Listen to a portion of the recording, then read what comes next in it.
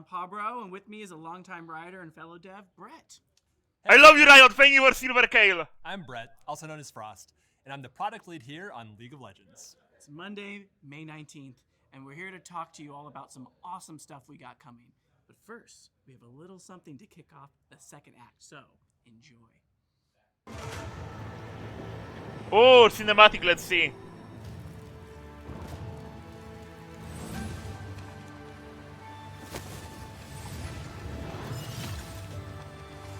It's already max volume.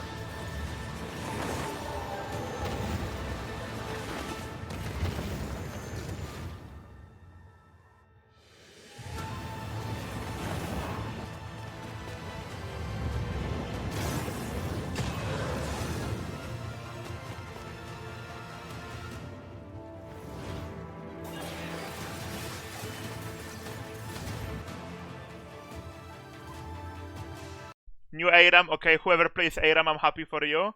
Oh wait, there's new terrain, look, this you didn't used to be here on Aram, this section, that's cool. It also seems wider.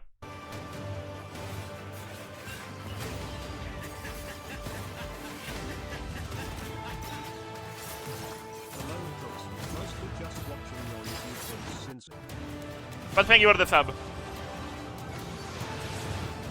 Not the arena portals. Oh, have fun, Iron players. Oh, new Kale skin. New Kale skin. Hey, new Kale skin. Don't care.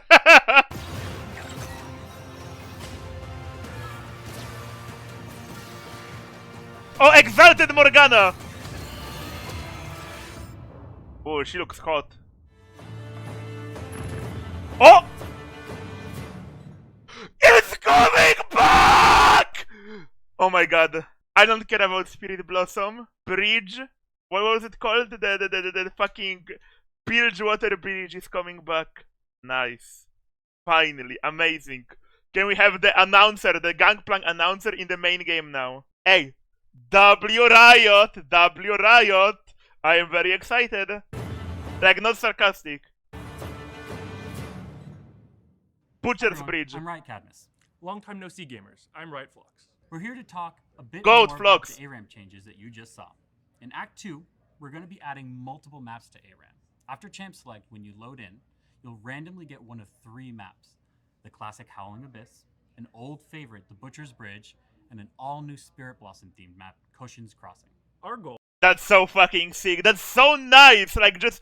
It adds so much flavor to the game. It adds so much flavor to the game. It adds so much flavor to the game that you can, like, you know, like you load in and you get a random map. You don't know if it's gonna be Spirit Blossom, normal one, or the Bilgewater one. It's actually insane. With introducing more maps to ARAM is to bring more excitement and variety to each game without fundamentally changing what you all love about the mode. That said, we do have some unique additions to the new maps that we want to go over. We'll start with the newest map. The most notable change we've added, other than the whole visual reskin, are the Spirit Blossom portals. They'll be replacing Hex Gates, but we won't just have them take you from your base to your outermost turret. We also added some portals to the center of the map, so you can use them to try to make the outplay of a lifetime, or simply get outplayed.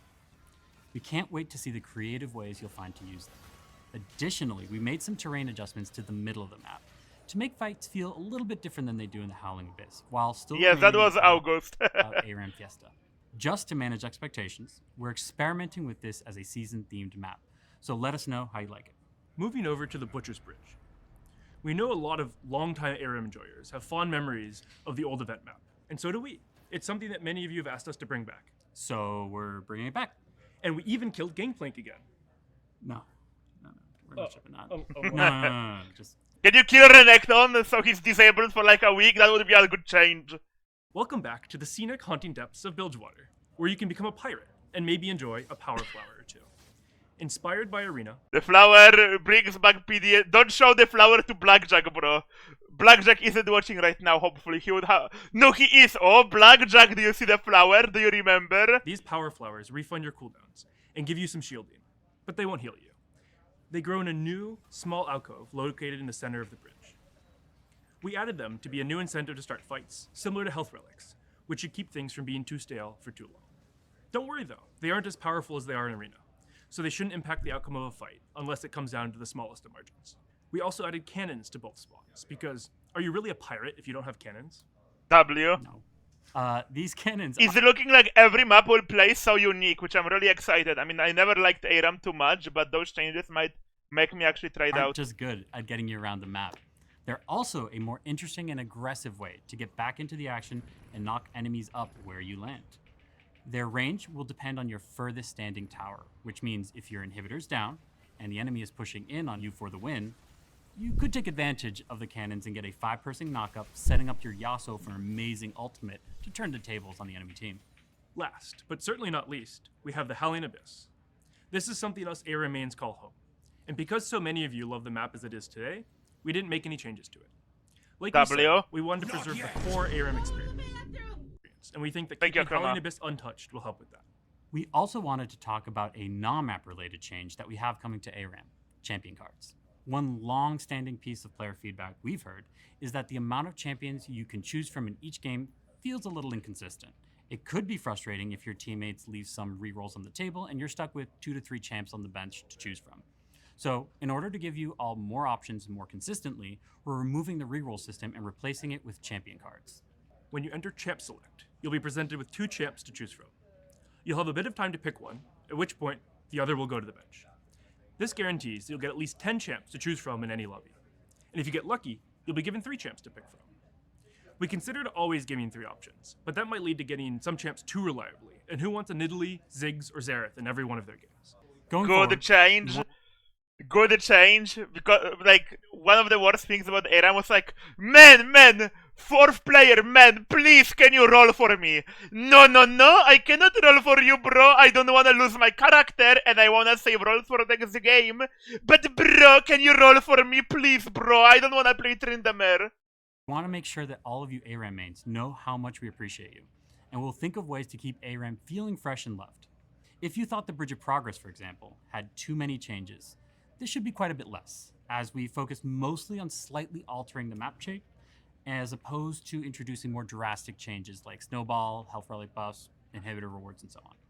Going forward, we don't want to make these changes in isolation, but it is going to take some testing and learning to get them right. We're looking for your feedback to know what you enjoy, what we get right, and what we can improve. So please, keep talking to us so we can continually build and improve on the modes all of you love.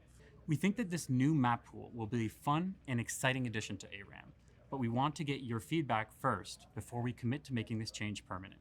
As a reminder, Brawl is currently live, so please make sure you go give it a try. No. That's it from us, as always. But W the Aram changes. But no, I will not play Brawl. Bring back Arena. Thanks for playing, and we'll see you in Aram. All right, as you can probably tell by now, we're still deep in the Spirit Blossom Festival, and almost everything this season has ties to the massive bloom, or wild bloom as it's called in Bloom? the new Aram map, to the increased Spirit Blossoms on Summoner's Rift. Is that a Ziox reference? Now, we know that visual novels and relationship-based games might not be everyone's cup of tea, and that's fine. In general, we want to continue to experiment with these metagames, so we'll keep trying different cadences, genres, and styles to make sure we're creating something for everyone over time. With that, I'll hand it over to Matt and Drew to talk about griefing and inting. Yeah, Banaribo, please. Hey everyone, I'm Riot Froxon. And I'm Just a Capybara. As a recap, in the last dev update, we announced we are updating our systems to better detect and penalize disruptive behaviors like inting and griefing. Okay, I want to report one. This one, this 2-8 Skarner with 8,000 damage, same as Nami. Him. Get him, please. So this time, we're back to let you know how this update went. When we rolled this out, it was really important to us to not punish low-skill players. Their play is sometimes hard to distinguish from players who intentionally lose in higher skill games, so we were a bit conservative with our rollout. To date, the detections have a 99.95% accuracy rate. Given this success, we're continuing to invest in the system's capabilities.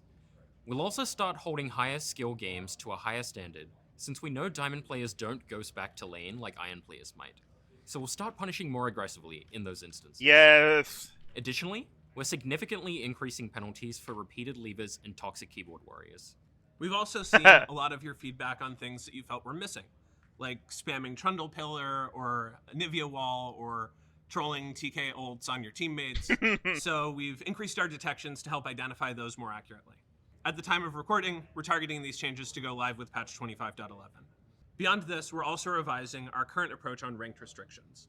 We've found that while ranked restrictions work in most cases, there are some players who get through their restriction games by ruining norms or swift play, which just sucks, and it isn't okay. While this I had a guy ruin my Swift Play game yesterday when I was playing with Yulka. Which one was it? This game, this Pantheon. Him! Mods, get him! This Pantheon, perma him! He was taking farm and just calling me the N-word in chat. How is he not banned? I swear if he's playing another game. How is he not banned? This percentage is low, we just don't think this behavior has any place in the game. So we'll be punishing ranked offenders with aggressive queue delays. There's also one more change we're working on, but wanted to get your thoughts on before implementing. We're looking at adding a new feature to automatically terminate games if egregious game-ruining behavior is detected. This means 9 people won't have to have their time wasted by a single player intent on trolling, similar to how Vanguard currently works for cheaters. We also Cool. wanted to take That's a moment really good, to acknowledge W. some feedback we've seen on the honor system. We know it's frustrating to see that you're about to be demoted when you haven't changed how you play or how you interact with other players. This is due to some under-the-hood changes we made to the system back in patch 25.04. Since we released these changes, we changed how honor is evaluated in a way that doesn't line up with your expectations. So we'll be looking to iterate and improve on the experience in the coming months. While we're working on these improvements, nothing will change with Hextech chest distribution today. But as we mentioned when chests return, Oh, that is a very thin line you're stepping on, Flux. we still fully intend on having some only earnable through Do not mention the chests. Do not mention them ever. higher honor levels in the future. But we have to get the system right before doing that. We know having positive players in your games is something all of us care a lot about. So expect to hear more from us about honor in a future dev update later this year. Until then, thanks for staying positive. W Riot. Prepare to be Eliminated. It's been a minute. I'm here to address Victor Nation. We've been quiet, but it doesn't mean we weren't listening. So I'm happy to announce to you all that we'll be doing a throwback skin in the style of Victor's original look because we know it means a lot to so many of you. Now look, we don't have a name yet, but maybe Victor? I don't know. Let us know, Victor Nation. He'll be coming out later this year. And That's cool. The question is, will he have the old voiceover that's it for and sound effects? This is the Kale skin. That's her splash art. Looks like generic Spirit Blossom skin. Nothing interesting, but if you like that, happy for you. I already have the best Kale skin in the game, so I don't really care, but W Riot, I guess.